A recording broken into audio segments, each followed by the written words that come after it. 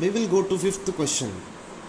Force F is equal to 5I cap plus 2J cap minus 5K cap acts on a particle whose position vector R is equal to I cap minus 2J cap plus K cap.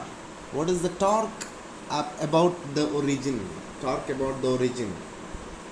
So torque tau is equal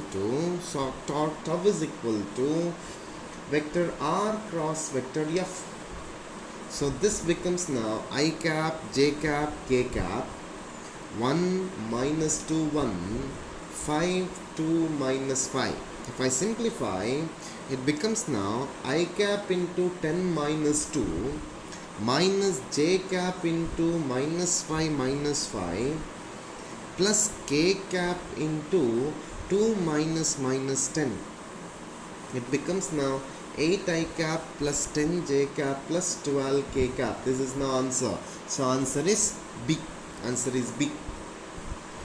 We will move to sixth question now. We'll move to sixth question. The question says that a rotating wheel changes angular speed from 1800 rpm to 3000 rpm in 20 seconds. What is the angular acceleration assuming to be uniform? We need to calculate angular acceleration.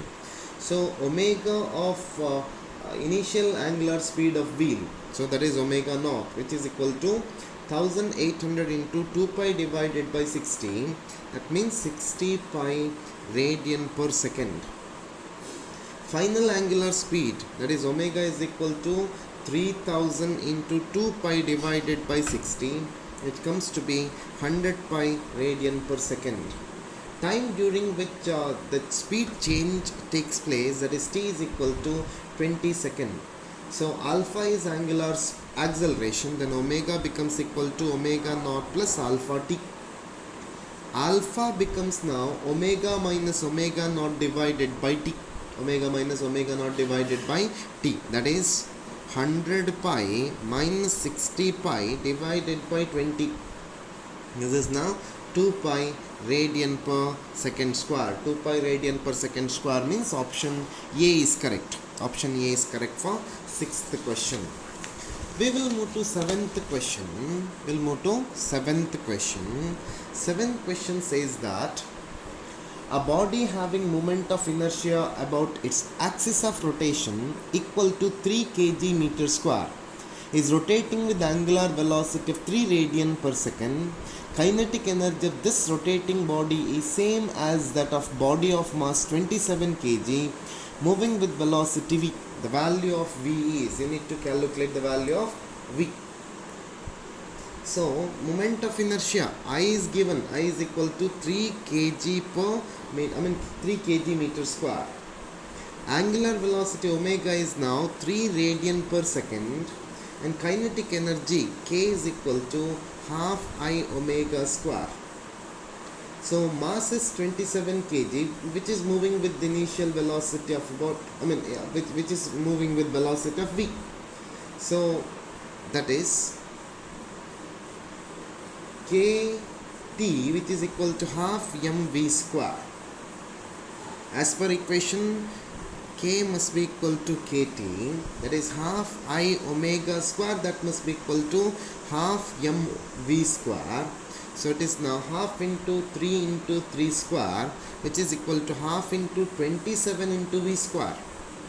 Half gets cancelled, 3 1 times, 3 9 times, 9 gets cancelled, so v square is equal to 1, which implies v is also equal to 1 meter per second. V is also equal to 1 meter per second. So option B is correct for seventh question. Option B is correct for seventh question.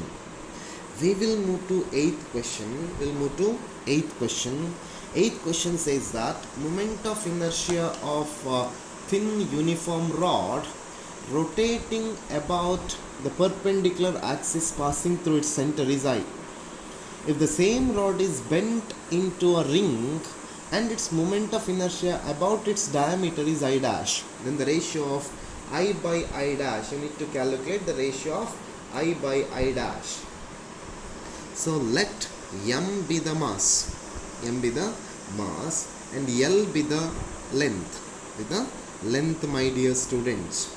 So I becomes now 1 by 12 ml square.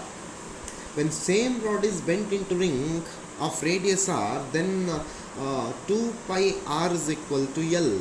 Length becomes equal to 2 pi r, which implies r is equal to L by 2 pi. So I dash becomes, my dear students, half mr square, which is equal to half into m into L square divided by 4 pi square, or this is now 1 by 8 pi square ml square. Now we will take the ratio. That is I by I dash, which is equal to 1 by 12 ml square divided by 1 by 8 pi square into ml square, which is now 8 pi square divided by 12. So 2 by 3 pi square. So option D is correct for 8th question. Option D is correct. We will go to 9th question.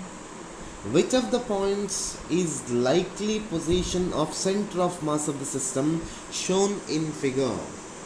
The center of mass of the system lies at D, because half portion is filled with land, half portion is filled with sand. So no doubt it is now point D. Point D means option B is correct. Option B is correct for 9th question, my dear students.